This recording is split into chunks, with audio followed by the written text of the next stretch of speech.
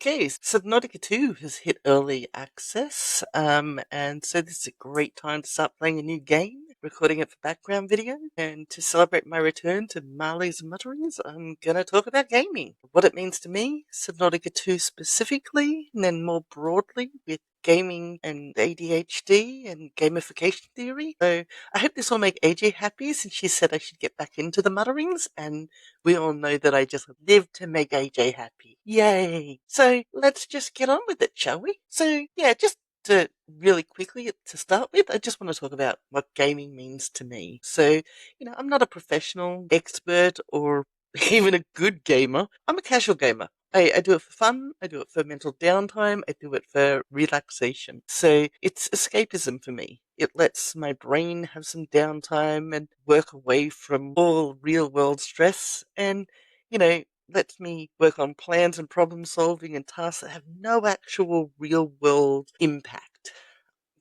Anyone who actually watches any of the recordings of me knows how not seriously I take it.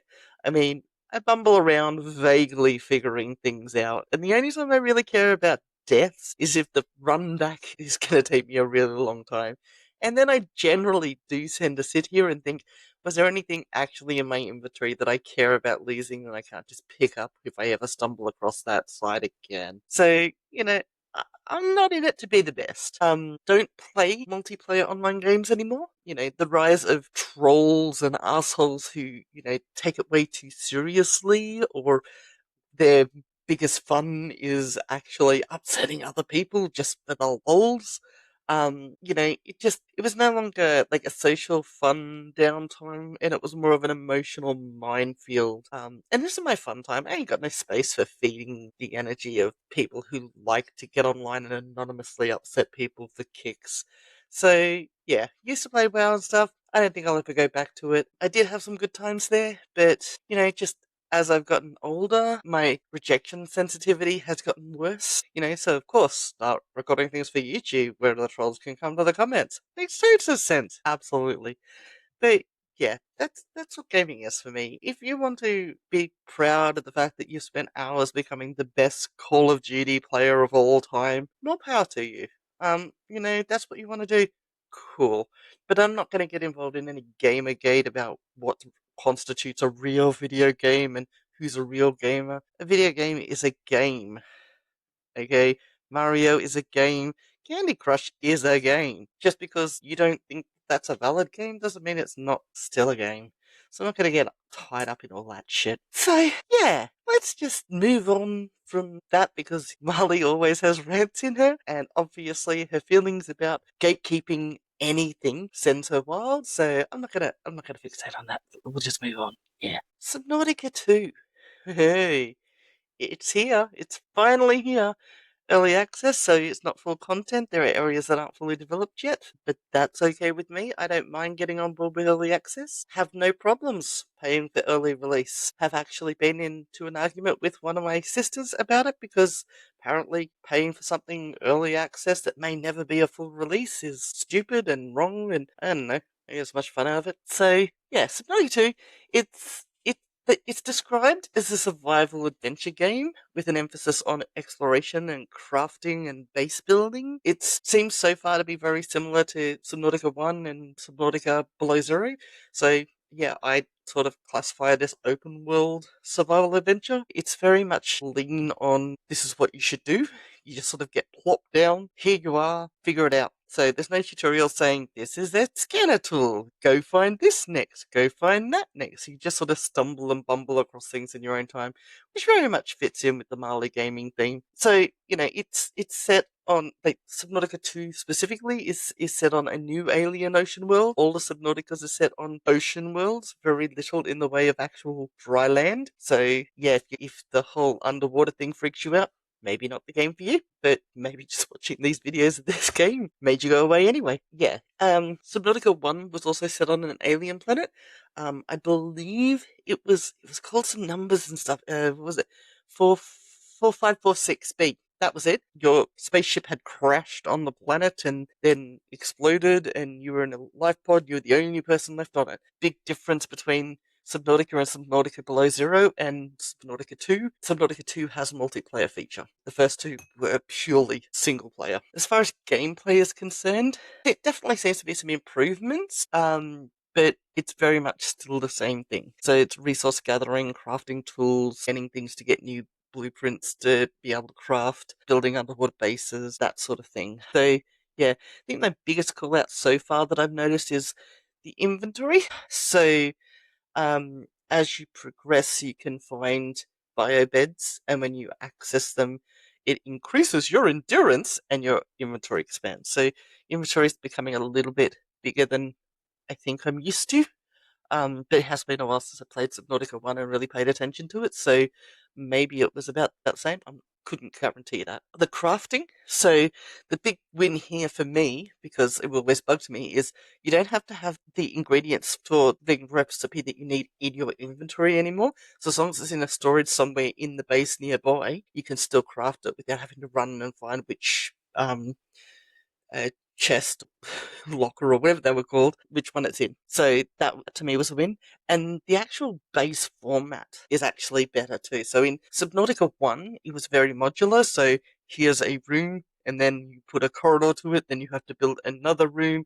It's a lot harder to make the rooms as big as you would want, or as small as you would want, or weird shapes, or anything like that. So in this one, you've got a basic room, and you can add more to the side of it and expand it, and you can sort of contract and expand how big you want to make it so that you can add little gap fillers in and stuff like that. So far the base building has been a lot more fun. Also, they had a thing called a moon pool in Subnautica 1, which was just a set designated room type that you built, and you could dock your little submersible in there. This one, the moon pool itself, is a component that you can build, and you make it in a regular room, and you can make the moon pool bigger. So if you had two submersibles in Subnautica 1, you would need two moon pools built.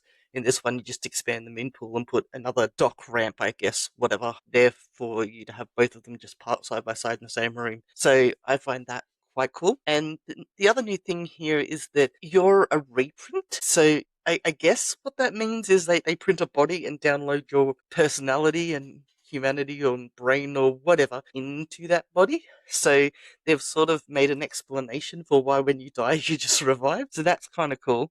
And they've got a new mechanism for improving your tolerance to heat and pressure and stuff like that. It's called adaptation. So you can find specific, they're called angel somethings, and you put your hand in them and you can get specific adaptations which increase your tolerance to increased pressure, increased heat, that sort of thing. The rest of it still seems to be very much, if you want higher oxygen capacity, you need to find yourself a dive tank. What are those called? The breath tanks, oxygen tank, that's the one. I assume at some point that I need to find another one to increase the oxygen even more, that sort of thing. So, yeah, still very much in keeping with the theme of Subnautica, but now we've crashed onto a new alien planet, accidentally not the one we were trying to get to, and there seems to be a virus. Shocking.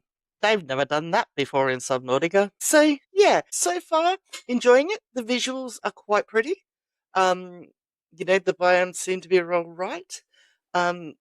The wildlife, I guess, for lack of a better term for it, the creatures, um, seem to be a little bit more anchored and a little less, I guess, random, for lack of a better word. So they sort of boomerang back into you. Um, but again, for somebody who doesn't really care if they die and have to come back, I'm not too worried about it. You can't kill things in Subnautica. You spend an awful lot of time trying to shoo them away while you're doing whatever you're doing in their area or avoiding them. They just don't ever give you something to kill them.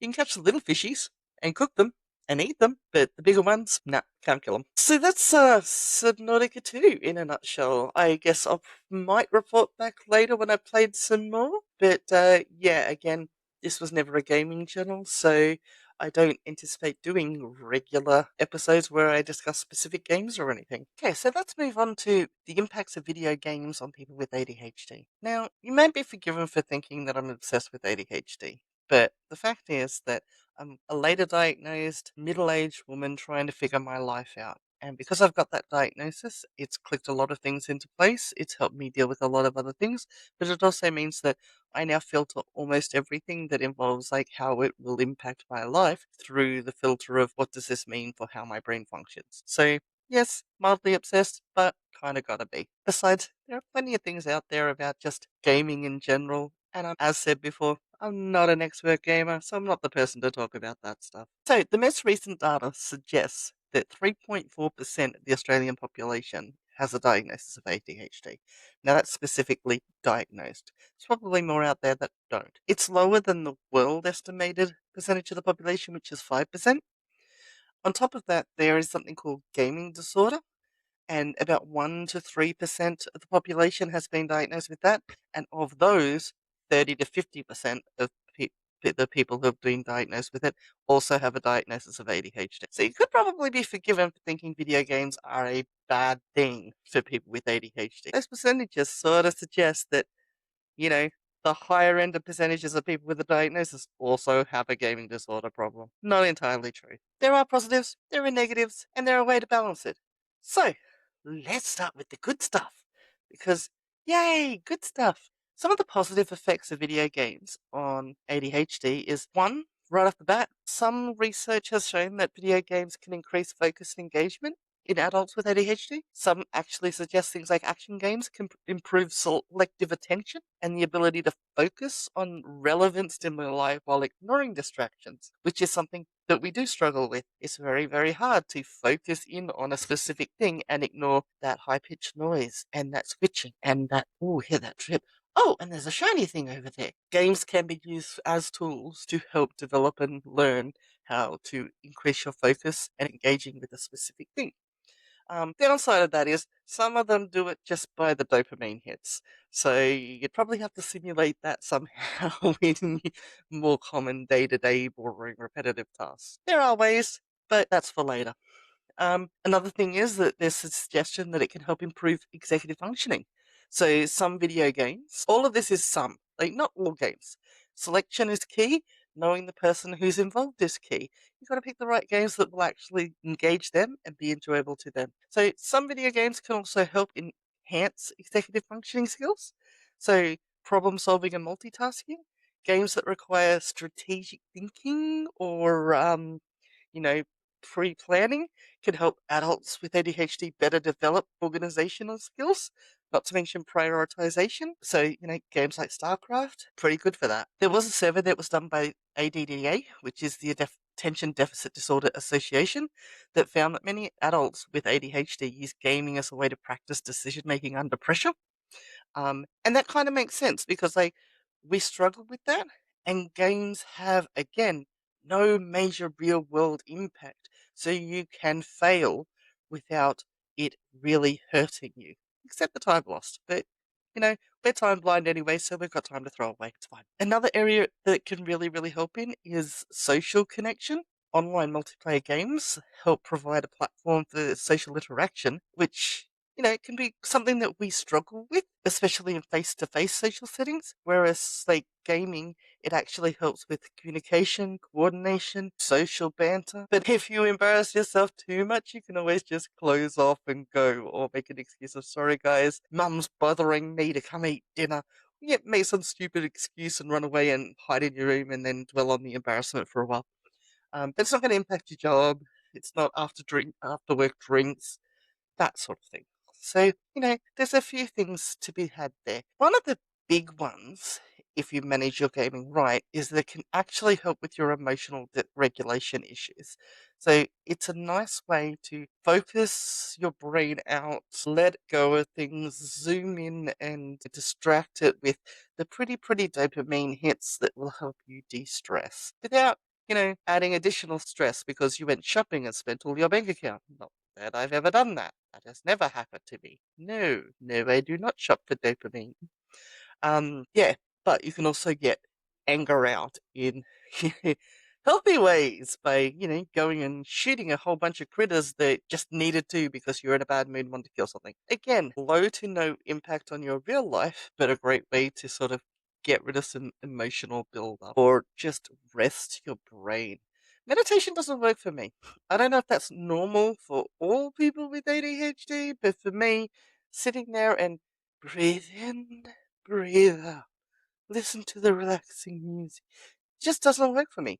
But scooting around in a submersible and looking at the pretty fishes, that helps. My brain can blank for hours. And that's where we start coming to the negative side of video games with ADHD. So the time blindness, the constant immediate reward feedback. Yeah. Those two things crash. You end up with a hyper focus that is not healthy and lose days.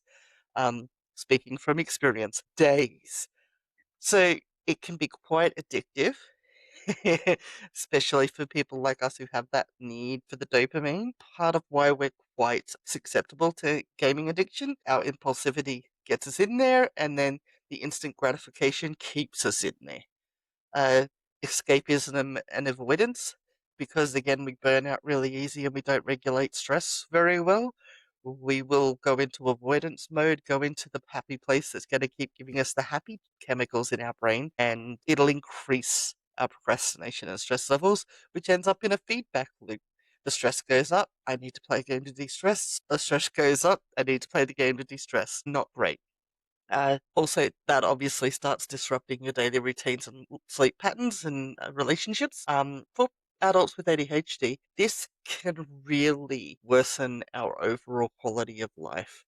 We need routine. As much as we laugh about we can't set them up, and we're not great with routines, and we need them. We need structure around our chaos. So as soon as that starts disrupting our life and our patterns and our schedule and our routine, it's again a multiplicative effect where the stress goes up and we start avoiding more and we escape more. And next thing you know, 6 months has gone by and you haven't done much of anything. Again, not speaking from experience. I absolutely haven't lost whole months into like a stress burnout cycle. Never be me. But the good thing is that you can actually find some balance here, right? So you do need to set limits. Choosing the right games is important. So when I say choosing the right games, I don't mean you could only ever play these type of games. Choosing the right games for the game time that you're about to spend. It's quite alright if I've got everything else in order for me to use a whole day in Planet Crafter. Doesn't increase my stress. Quite happy with my life. That's all fine. Thank you very much. But if I'm choosing to use a game as a reward for doing something else, I very much try to stick with level based games. So, Mario, Candy Crush, even, games that have a set start and end to a session. So I can go, right, if I do X, then I can play 2 levels of Y. So there's a very set limit boundary around it, and it's very hard for me to lose track and lose time. Not that it can't be done, absolutely can be done. Have done it, but it makes it a lot easier to enforce those limits. Another big impact is that sleep cycle stuff. The impact to sleep is a huge potential negative. So you need to make sure that you are avoiding long nighttime sessions, avoiding playing too much in the way of computer games right before the time you should be powering your brain down and going to sleep. Um, because we do get hooked into that cycle of, "Oh, I just need one more blue print. Oh, I just need one more." And staring at a lot of blue light interrupts melatonin production, which is something we do struggle with to start with. And yeah, when the sleep starts going down, then we have more problems. We're sedentary too long, so that tends to worsen our executive fatigue and our physical health, which again impacts. So flow on effect, it's not great. So trying to avoid late night gaming sessions unless you're like on a holiday and it doesn't matter that you're going to sleep until noon the next day, you know, very much again not something we're great at, but planning your gaming around your life, not your life around your gaming. I feel like that was scattered and tangential enough that it's just about the right note. Definitely enough tangents. So let's move on to gamification theory. What gamification theory is where it puts like game elements, like, leaderboards and badges and points and things like that into a pot with like psychological design elements like challenges and narratives and storylines and stirring it all together to use in non-game settings. The goal is to increase user engagement, increase motivation, and, increase learning and outcomes by tapping into human desire to achieve and master things. Almost anything can be gamified, and there's a lot of benefits to this. So you can enhance focus by using game elements to create more engaging environments and helping actually focus and sustain attention onto a given task. Using point systems for completing household tasks to make chores feel less tedious, for example. It can help break down large projects, which take a long time to see the results of, by breaking it down into little mini side quests. So you have your achievements reached quicker, and it feels like you're leveling up.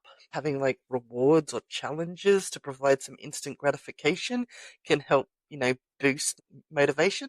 Turning daily habits or daily chores into more of a competition with your siblings, with your friends, whatever, to make them a little bit more exciting and a little bit more motivating. Humans like to win. We do. That comes out in different ways in different people. I definitely tried to use that approach to get my son to get better grades at school. His competitive streak definitely did not come out in academics. Mine did. Also, social interaction, like multiplayer cooperative sort of elements, can encourage social connections and accountability. So, joining a group challenge or a competition on productivity apps, walking challenges, things like that. There's a lot of benefits in gamifying things that you would otherwise find it hard to engage with, sustain focus on, be motivated to keep doing, and it can help with that. And it definitely helps those of us with ADHD, because we're not really good with the delayed reward thing. So in a game, for example, there's a lot of instant reward feedback. We see outcomes, we see results. In the more day-to-day, admin type tasks, you don't see a lot of payoff. It's more of an invisible reward situation. You got the thing done, it's off your plate. And a lot of time you don't even see the ultimate outcome for it, depending on what you do for work, I guess. But there are a lot of things that I do in my role that, yep, okay, it's done, cool. That's it. That's all the feedback I get.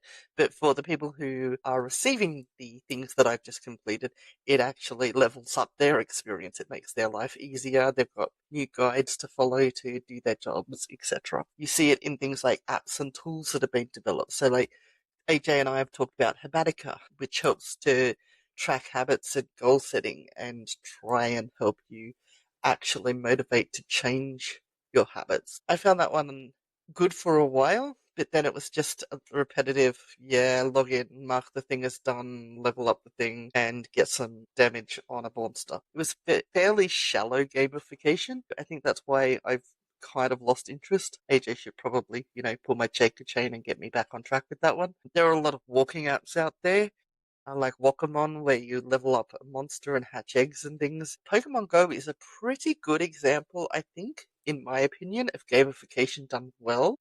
There's a lot of different aspects and elements to it. So there's gym battles. You got to walk to the gym and battle, catching more. The collection grows, hatching eggs, evolving things, leveling up, being able to battle against people, joining in teams. There's a lot more than just get points, level up monster. So that's where the more complex design actually does help sustain that motivation and keep you going more. But education is where I think, in my opinion, it really shines. Then I think it's 5%. 5% of the population are actual book learners. And 90% of our education system is geared to book learning. In a lot of ways, our kids continue to struggle and we continue to let them. Gamification can use systems with challenges, rewards, leaderboards, things like that, to really boost the kids actually slogging through things that aren't entirely comfortable or natural ways for them personally to learn. Gamification is definitely a tool that can be used when done well, and you definitely want to get people who are knowledgeable enough to design these sorts of things. It's a lot easier with kids. Kids are quite happy with small rewards. They really are. They're also pretty happy with being able to stick their tongue out at little Johnny and say, I bet you. Adults, a bit more complex. Adults with ADHD, probably somewhere in the middle. So it's quite easy to amuse or keep us happy. Little rewards give us a buzz, but the novelty wears off quicker, so we lean more back towards adults on the scale of the design does need to be a little deeper than what you would use for a child. I can't believe I just compared ADHD adults to children. We're not that dissimilar. Don't come at me. It's true. Dopamine hits can come from very small things, and we are quite taken with small amusements. So, I guess, just on reflection, you gotta find what works for you. I would say for each person, but I'm not out here to train people to design for other people. You need to find the tools, the apps, the game, the techniques that work for you to help. And start small. I've said this a million times, AJ, and I've said this a million times in other podcasts as well. You always need to start small, and you need to be a little bit forgiving of yourself when you start out. Accountability partners help, so sharing your goals with friends or families to add motivation. You do need to be careful with the accountability partner situation, because there is a psychological principle. What's it? It's the social reality effect. I think that's it. It's tied to intention. When you announce that you're going to do something and tell people that you're going to do something, your brain gets a hit of dopamine. So it gets the happy buzz. But it also tricks the subconscious into like this false sense of accomplishment as though you've already done it. So you lose some of the drive and motivation to actually do it. So for some goals, like especially like the highly addictive ones like smoking, you're better off to focus on the behavioral changes rather than telling people. At the same time, you should probably tell whoever you're living with that you're quitting smoking, because you're likely to become a raging bitch.